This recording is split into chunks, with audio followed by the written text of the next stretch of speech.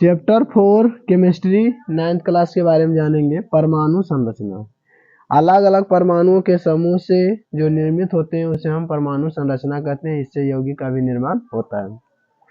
पहला है कैथोड किरणें और इलेक्ट्रॉन। कैथोड किरणों के बारे में जानेंगे। कैथोड किरणें है क्या, तो एक प्रकार की ऊर्जा वाली किरणें होती हैं।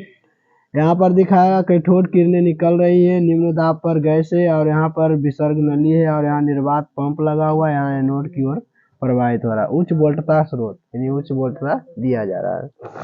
कैथोड किरणों के गुण। ये किरणें कैथोड से निकलकर अति तीव्रता वेग से सीधी रेखा में गमन करती है। इसके मार्ग में अपारदर्शी वस्तु रखने पर वस्तु की छाया कैथोड की दूसरी तरफ बनती है। इससे प्रमाणित होता है कि ये किरणें सीधी रेखा में चलती है। यहाँ देखा गया है कि इसके बीच में धातु का एक हम वस्तु रख दिए हैं तो इसका छाया इधर बन रहा है, यहाँ पर बन रहा है धातु की छाया। तो इससे पता चल गया कि जब भी चलेगा तो सीधी रेखा में चलेगा उच्च वोल्टता के साथ। कैथोड किरण की सीधी रेखा में गमन। अगला है इन किरणों के मार्ग में हल्का पद चक्र रखने पर या अपनी धुरी पर नाचने लगती है। इससे सिद्ध होता है कि ये किरणें अत्यंत छोटे छोटे द्रव्य कणों से बने होते हैं। यहाँ दिखाया गया कैथोड है निकल रहा है। यहाँ हल्का सा इसमें पंप वाली नली लगा देते हैं या पंख लगा देते हैं तो देखते हैं कि पंख रोटेट करना शुरू हो गया, ये पता चलता है। इधर एनोड है प्लस की ओर उच्च वोल्टता के साथ। कैथोड किरणें अत्यंत छोटे छोटे कणों का प्रवाह, इसमें कण का प्रभाव पता चलता है। विद्युत या चुंबकीय क्षेत्र के प्रभाव से ये किरणें विचलित होती हैं। इनके विचलन की दिशा से ज्ञात होता है कि ये किरणें ऋणावेशित होती है। ये किरणें कैसी होती है, ऋणावेशित। यहाँ देख रहे हैं धन है और यहाँ पर इधर ऋण की ओर है और यहाँ पर एनोड की ओर जा रहा है किरण निकल के। उच्च वोल्टता के स्रोत के साथ कैथोड किरणें ऋणावेशित कण। इलेक्ट्रॉन की विशेषता क्या है, पहले जानेंगे आवेश के बारे में। इलेक्ट्रॉन ऋण आवेशों से युक्त कण है जो प्रत्येक तत्व के परमाणु में अनिवार्य रूप से उपस्थित रहता है। R.A. मिलिकन ने तेल बिंदु प्रयोग द्वारा इलेक्ट्रॉन के आवेश का निर्धारण किया और बताया कि एक इलेक्ट्रॉन बराबर 1.6 गुना 10 के पावर -19 कूलम होता है। किसने किया, इलेक्ट्रॉन पर आवेश का परिकल्पना किसने किया, तो यहाँ पर मिलिकन ने किया। किस प्रयोग से किया, तो तेल बिंदु स्रोत के आधार पर किया। तेल बिंदु ये बहुत इंपॉर्टेंट है, बड़े बड़े एग्जाम में पूछे जाते हैं कि आवेश का जो परिकल्पना किसने किया, तो मिलिकन ने किया। किस प्रयोग पर किया, तो तेल बिंदु प्रयोग पर किया। ये बहुत ही इंपॉर्टेंट होता है और पूछा जाता है एक इलेक्ट्रॉन बराबर तो 1.6 गुना 10 के पावर -19 कूलम। द्रव्यमान कितना होता है एक इलेक्ट्रॉन का, 9.109 गुना 10 के पावर -31 kg। हाइड्रोजन परमाणु के सापेक्ष द्रव्यमान हम कैसे ज्ञात करेंगे, तो हाइड्रोजन के द्रव्यमान को उनके हाइड्रोजन के परमाणु की संख्या को उनके द्रव्यमान से विभाजित करेंगे तो हमको आएगा हाइड्रोजन का परमाणु द्रव्यमान। एनोड किरणें और प्रोटॉन क्या है, एनोड किरणें एनोड किरणें हमेशा धन से ऋण की ओर जाती है, प्रोटॉन हमेशा धनात्मक होता है। एनोड या ऋण किरणों के गुण क्या है, एनोड क्या है, तो एनोड धन किरणों का एक पुंज होता है जहां से धन किरणें निकलती हैं और सीधी रेखा में गमन करती हैं।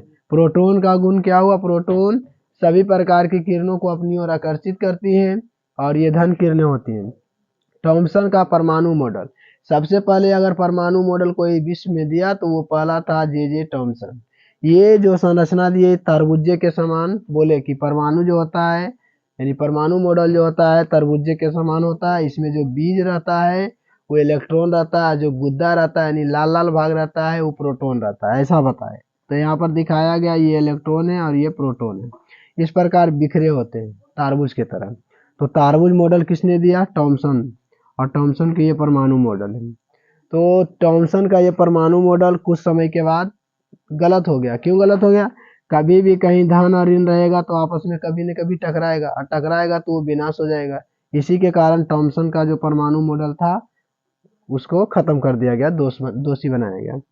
उसके बाद दिया कौन, रदरफोर्ड का परमाणु मॉडल। रदरफोर्ड आए उसके बाद परमाणु मॉडल दिया। ये सोना के पत्थर में परखनली में जब कैथोड किरणें गुजारी तो एनोड की ओर गमन किया। उसके बाद अलग अलग प्रतिक्रिया देखे।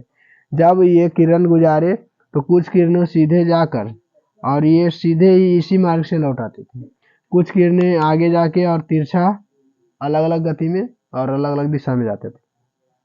तो इससे पता चला कि परमाणु में कहीं न कहीं केंद्र है और केंद्र के से जब टकराता है तो उसी पथ से ही किरणें लौट आती है। ऐसा किसने देखा? रदरफोर्ड ने देखा। तो रदरफोर्ड का अल्फा किरणों का प्रयोग है यहाँ पर पतला स्वर्ण पत्थर यहाँ लगाया है, अल्फा कण निकल रहा है, अल्फा कण के स्रोत है, निकलने वाला स्रोत, ये निकलने की दिशा है, ये विरिक्त पर्दा है, अल्फा किरणों के प्रकीर्णन प्रयोग का आरेखीय चित्र है। अब है रदरफोर्ड के परमाणु मॉडल का दोष। इसके परमाणु मॉडल में भी दोष पाए गए। दोष यह था ये बताए ये जो किरण होती है सीधे आगे की ओर गमन करेंगे, लेकिन क्या देखे कि कुछ किरणें जो होती हैं केंद्र से टकराकर वापस उसी पथ में आती है, और जो दूर की किरणें होती हैं वो सीधा रेखा में गमन ना करके टेढ़ी मुड़ जाती हैं। तो ये सभी रदरफोर्ड के मॉडल का दोष था। न्यूट्रॉन के आविष्कार। 1932 में सर जेम्स चैडविक ने बेरिलियम धातु पर अल्फा कणों से आघात कराकर इन उदासीन कणों को पता लगाया। जो उदासीन कण है उसी को न्यूट्रॉन कहते हैं। न्यूट्रॉन पर कोई चार्ज नहीं होता है।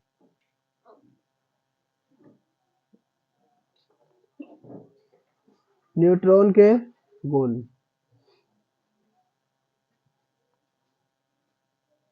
पहला, न्यूट्रॉन पर कोई आवेश नहीं रहता है, यह एक उदासीन कण है, न धन रहता है न ऋण रहता है। दूसरा, न्यूट्रॉन का द्रव्यमान प्रोटॉन के द्रव्यमान के साथ परमाणु के केंद्र स्थान नाभिक में उपस्थित रहते हैं। प्रोटॉन और न्यूट्रॉन हमेशा केंद्र मतलब नाभिक में उपस्थित होते हैं। इसे हम एक चित्र के माध्यम से देख सकते हैं। यहाँ पर इलेक्ट्रॉन बाहरी कक्षा में चक्कर लगाते रहता है जो ऋण आवेशित होता है। प्रोटॉन धन अवस्था में रहता है और न्यूट्रॉन उदासीन होता है। तो इस माध्यम से हम समझ सकते हैं। यहाँ से इलेक्ट्रॉन के खोज किया था जे थॉमसन।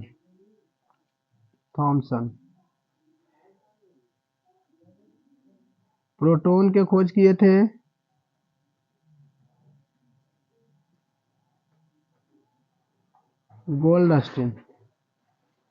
गोल्डस्टीन और नामकरण किए थे रदरफोर्ड।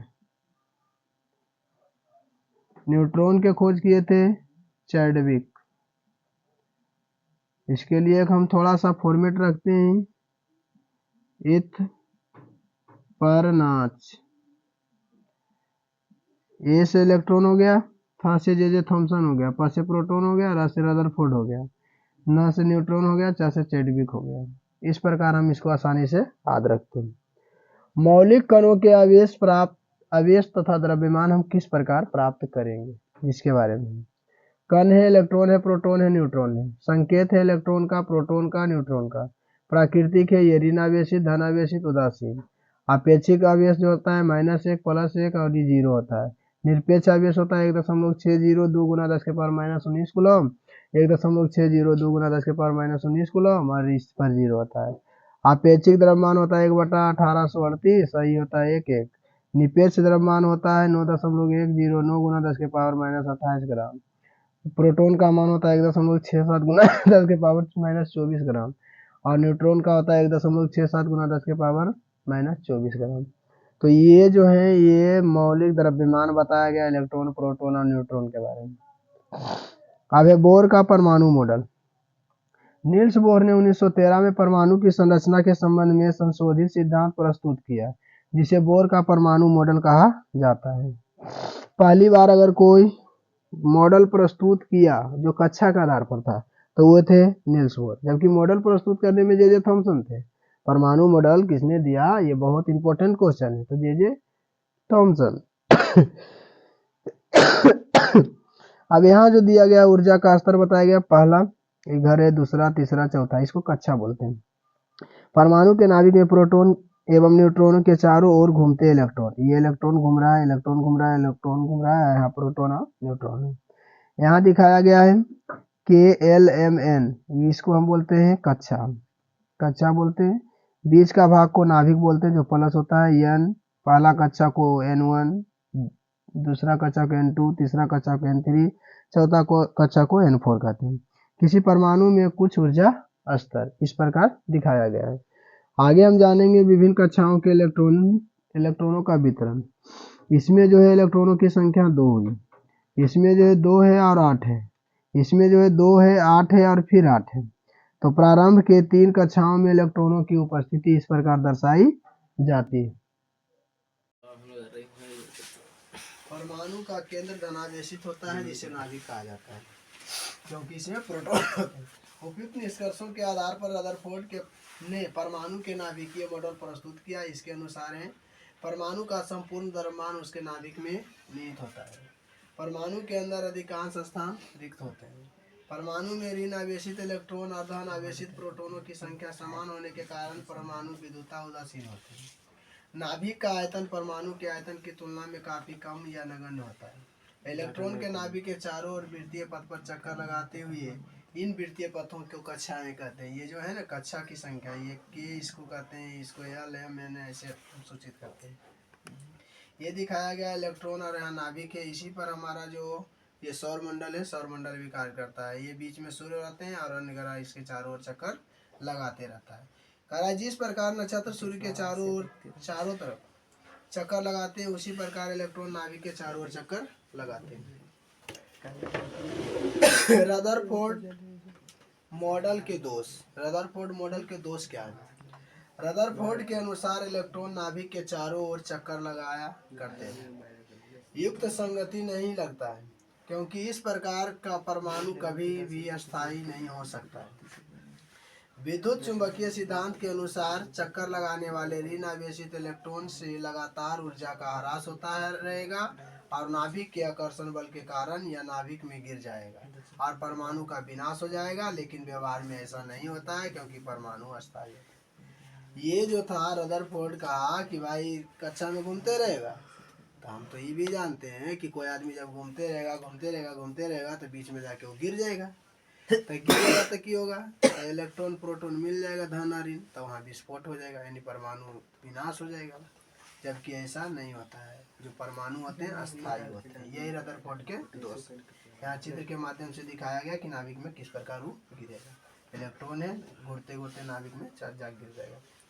अर्नेस्ट रदरफोर्ड के बारे में कुछ जानते हैं हम। 1871 में जन्म और 1937 में मृत्यु। जन्म 30 अक्टूबर 1871 में न्यूजीलैंड में हुआ था। परमाणु के नाभिक के खोज के लिए ये बहुत प्रसिद्ध हुए। इनकी एक पुस्तक रेडियो एक्टिविटी 1904 में इन्होंने विख्याति मिली और 1908 में इन्हें नोबेल पीस प्राइज मिला और इसने सम्मानित किया गया। तो ये रदरफोर्ड जो थे ये कहाँ के थे? न्यूजीलैंड के थे। विभिन्न कक्षाओं में चक्कर लगाने वाले इलेक्ट्रॉनों के वितरण बोर-ब्यूरी योजना के अनुसार होता है।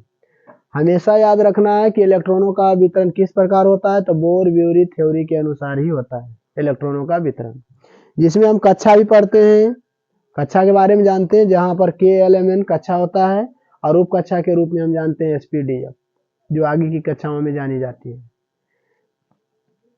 किसी कक्षा में इलेक्ट्रॉनों की अधिकतम संख्या का सूत्र होता है 2 के पावर n स्क्वायर से प्राप्त किया जाता है, जहां n कक्षा की संख्या होती है। अतः प्रथम के कक्षा में इलेक्ट्रॉनों की अधिकतम संख्या 2 गुना 1 के स्क्वायर बराबर 2। द्वितीय कक्षा में इलेक्ट्रॉनों की संख्या अधिकतम बराबर 2 गुना 2 के स्क्वायर अर्थात 8। तृतीय कक्षा में इलेक्ट्रॉनों की अधिकतम संख्या 2 गुना 3 के स्क्वायर 3 3 9 दूनी 18। चतुर्थ कक्षा NEN में इलेक्ट्रॉनों की अधिकतम संख्या 2 गुना 4 के पावर 2। तो यहाँ से 2 मतलब 4 तक 16 दूनी 32। तो ये कुल आ गया पहला कक्षा में 2, दूसरा में 8, तीसरा में 18, चौथा में 32। सबसे बाहरी कक्षा में इलेक्ट्रॉनों की अधिकतम संख्या 8 होती है। हमेशा याद रखना है, सबसे अधिक 8 होती है। जब बाहरी कक्षा में इलेक्ट्रॉनों की अधिकतम संख्या पूर्ण हो जाती है तो इलेक्ट्रॉन नए कक्षा में प्रवेश करने लगते हैं। प्रारंभ के 18 तत्वों के परमाणुक संरचना को इस बोर-ब्यूरी योजना द्वारा समझाया जा सकता है। इसके बारे में यहाँ दर्शाया गया। सारणी प्रारंभ के 18वें तत्वों के परमाणु में इलेक्ट्रॉन के विभिन्न कक्षाओं में वितरण। तत्व है, संकेत है, परमाणु संख्या है, इलेक्ट्रॉन की कक्षाएं हैं। इलेक्ट्रॉन यहाँ पर हाइड्रोजन है, तत्व के रूप में हाइड्रोजन है, H संकेत हो गया, परमाणु संख्या 1 और कक्षा 1 में। हीलियम He2 दूसरा, यानी कि के ही कक्षा में। Lithium Li 3 2 1। इस कक्षा में हमेशा मान जो होगा, पहला कक्षा है तो हमेशा मान n का 2 होगा, यहाँ 8 होगा, ज़्यादा ज़्यादा 8 होगा, यहाँ ज़्यादा ज़्यादा 18 होगा, यहाँ ज़्यादा ज़्यादा 32 होगा।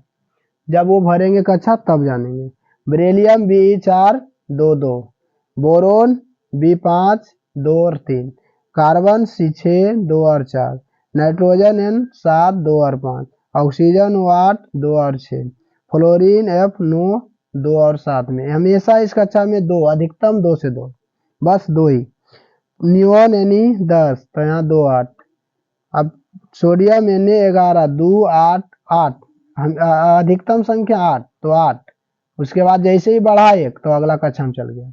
उसी प्रकार अधिकतम यहाँ 18 आएगा, 18 से बढ़ेगा तो अगला कक्षा में चल जाएगा। यहाँ भी देखो वो संकेत परमाणु संख्या इलेक्ट्रॉन की कक्षाएं।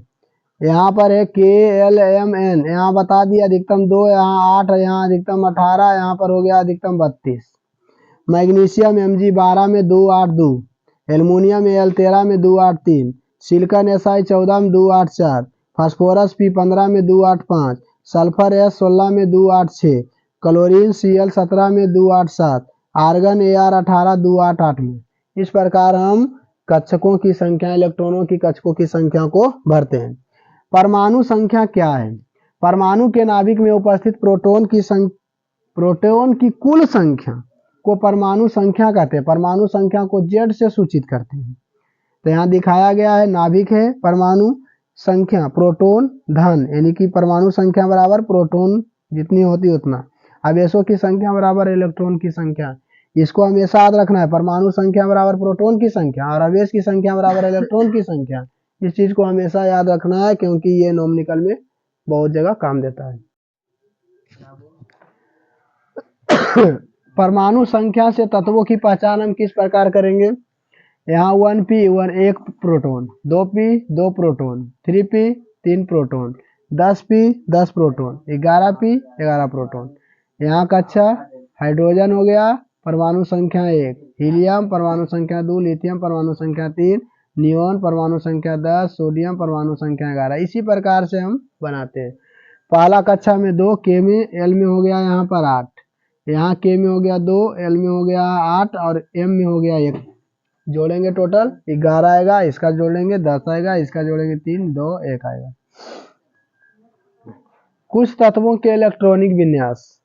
कार्बन के 2 4 6 हो गया, ऑक्सीजन का 2 6, सोडियम का 2 8 1, एल्युमिनियम का 2 8 3, फास्फोरस का 2 8 5, क्लोरीन का 2 8 7, नाइट्रोजन का 2 5, फ्लोरीन का 2 7, मैग्नीशियम का 2 8 2, सिलिकॉन का 2 8 4, सल्फर का 2 8 6। यहाँ हाइड्रोजन के लिए 1p दिया गया है, H से हाइड्रोजन।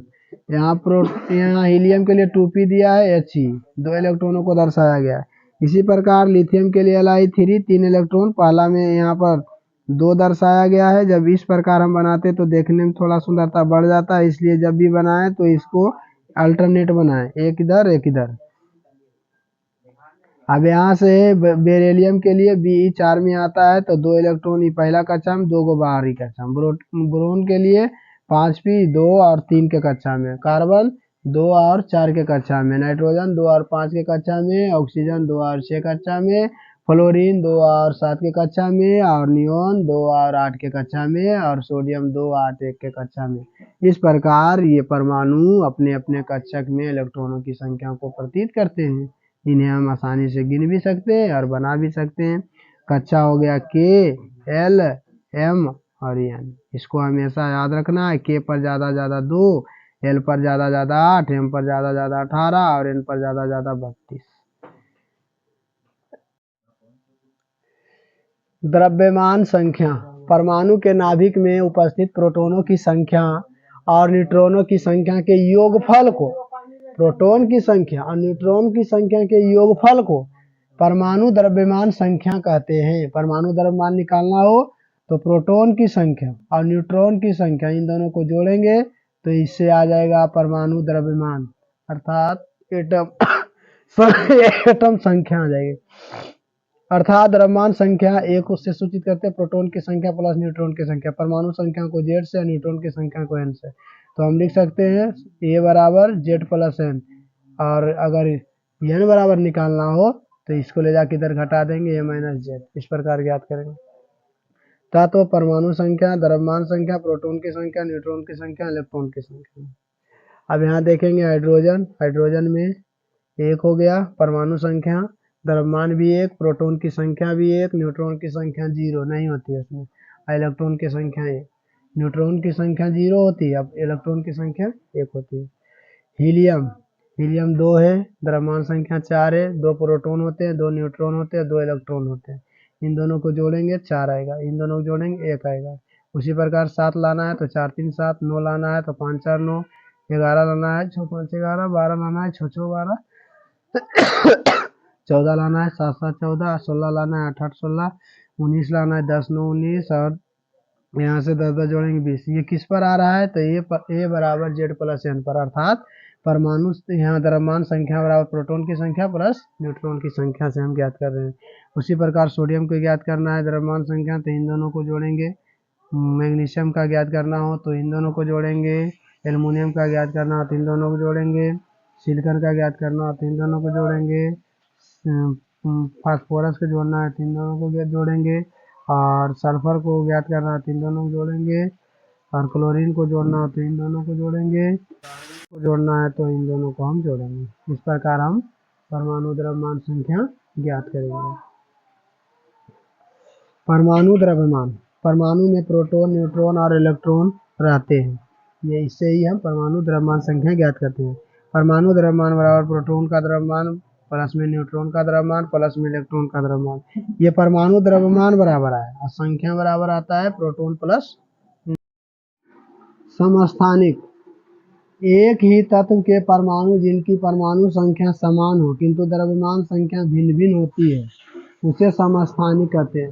स्थानिक नाम से याद रखना है, समस्थानिक, एक होते हैं आइसोटोप, एक होते हैं आइसोमर, तो यहाँ समस्थानिक है। समस्थानिक में ध्यान देना योग्य बात है, स्थान एक यानी परमाणु संख्या 1 और द्रव्यमान अलग अलग होगा। जैसे हम देखेंगे क्लोरीन के 2 समस्थानिक होते हैं, यहाँ पर है 17p 18n, 17p 20n, यहाँ पर Cl17 को 37 से दर्शाया गया है, यहाँ Cl17 को 35 से दर्शाया गया है।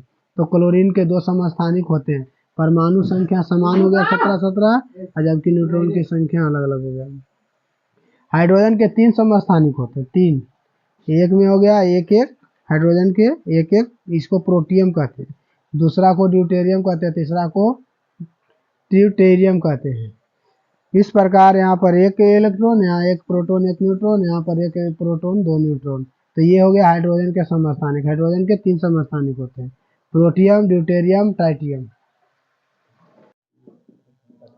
समस्थानिकों के गुण, समस्थानिक के कौन कौन से गुण होते हैं।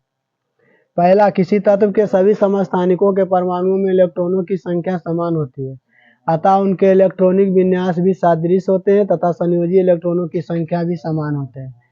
ये सादृश भी होते हैं, समान भी होते हैं, इसी कारण इनके रासायनिक गुण एक जैसे होते हैं। दूसरा है, किसी तत्व के समस्थानिकों के भौतिक गुण भिन्न भिन्न होते हैं, इसका कारण यह है कि तत्व के समस्थानिकों के नाभिक में न्यूट्रॉन की संख्या भिन्न भिन्न होती है, जिससे किसी तत्व के समस्थानिकों के परमाणु द्रव्यमान, घनत्व और अन्य भौतिक गुण में भिन्नता आ जाती है। यही कारण होता है कि इनके जो अवस्थाएं होती है या समस्थानिक के जो गुण होते हैं वो भिन्न भिन्न होते हैं।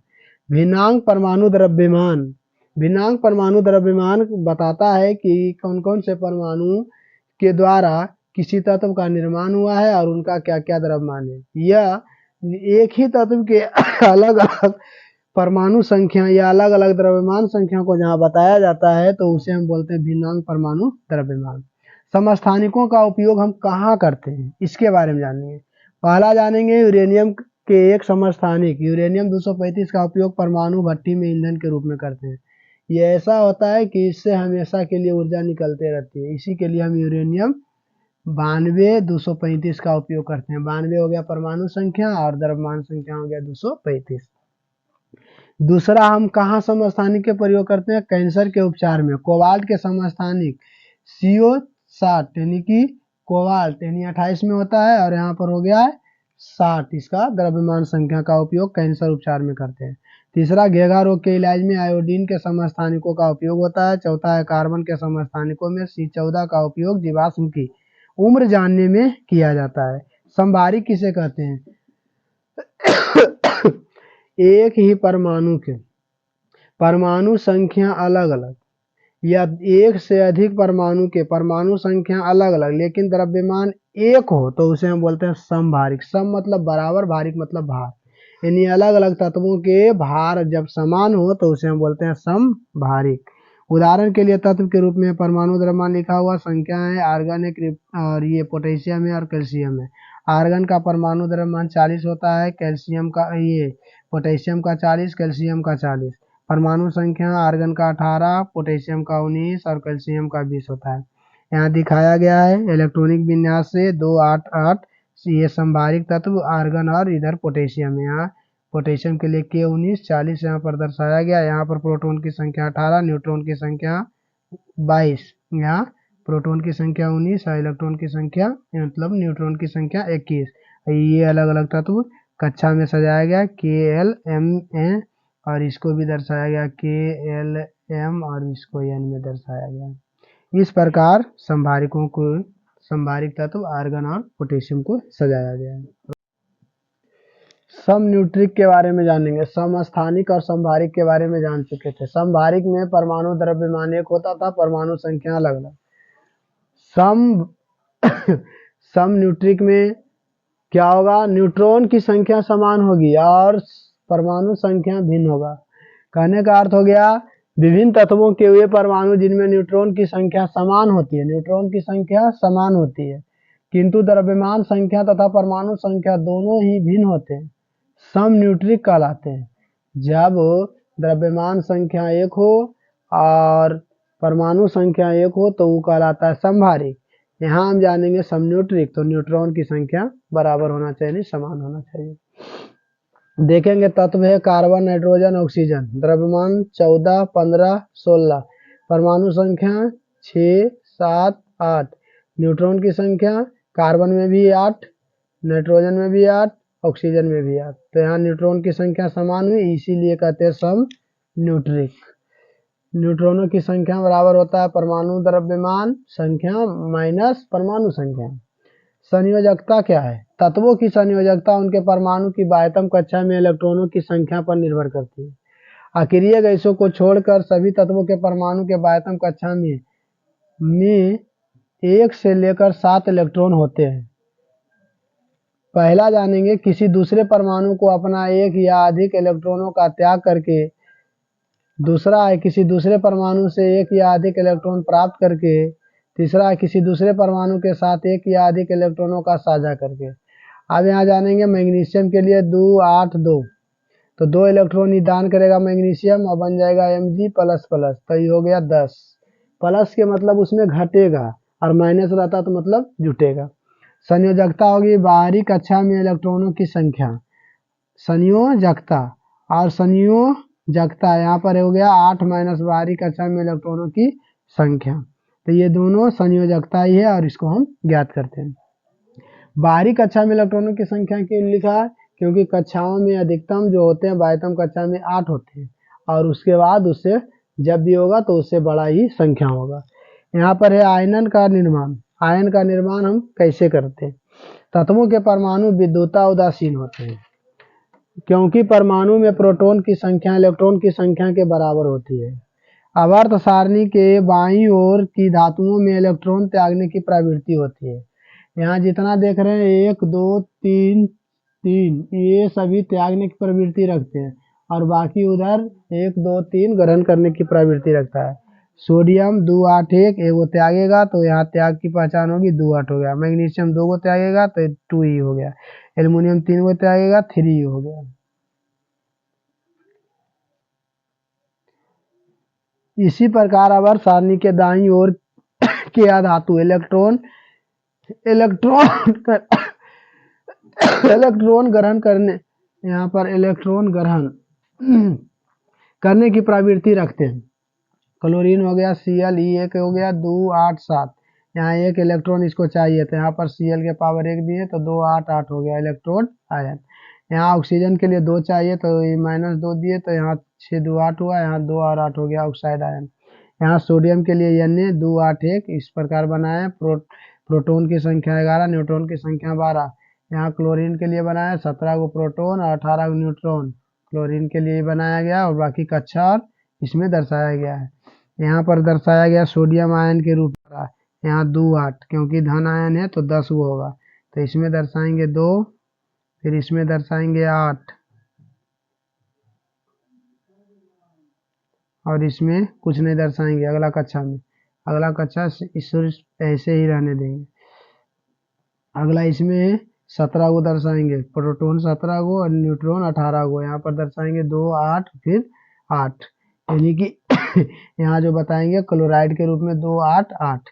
तो कह रहा है कि सोडियम द्वारा एक इलेक्ट्रॉन का त्याग क्लोरीन परमाणु को उससे दोनों अस्थायी विन्यास प्राप्त कर लेता है, यानी एगो दान करेगा, सोडियम एगो दान कर रहा है, क्लोरीन एगो ग्रहण कर रहा है। इस प्रकार दोनों मिलके यहाँ पर हम ऐसे भी लिख सकते हैं, सोडियम प्लस में है और Cl माइनस में बनेगा तो NaCl बन जाएगा, क्योंकि ये एगो दान कर रहा है, ये एगो ग्रहण कर रहा है। तो इस प्रकार आयनों का आदान प्रदान करके और ये आपस में एक अभिक्रिया को प्रदर्शित करते हैं।